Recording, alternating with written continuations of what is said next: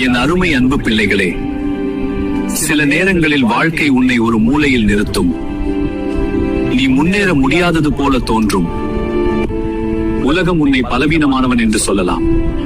ஆனால் இன்று நான் உனக்கு உண்மையை சொல். ஒரு கழுகு 40 வயதை எட்டிய போது அதன் வாழ்க்கையில் ஒரு கடினமான நிலை வந்தது. ஆனால் அது சோர்வடையவில்லை.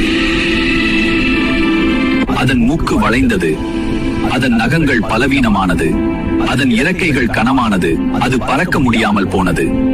அதற்கு 2 தேர்வுகள் இருந்தது: மெதுவாக பலவீனமடைவது அல்லது வலியை தாங்கி மாற்றத்தை உருவாக்குவது. அது மாற்றத்தை தேர்ந்தெடுத்தது. என் பிள்ளையே, இன்று நீயும் அதே நிலைமையில் இருக்கிறாயா? உன் மனம் சோர்ந்து போயிருக்கிறதா? உன் நம்பிக்கை பலவீனமா? உன் கனவுகள் கனமாகி பறக்க முடியாமல் போயிற்றா? கேள், மாற்றம் எளிதல்ல. அது வலிக்கலாம், அது கண்ணீரை வர வைக்கலாம், அது தனிமையை கொடுக்கலாம்.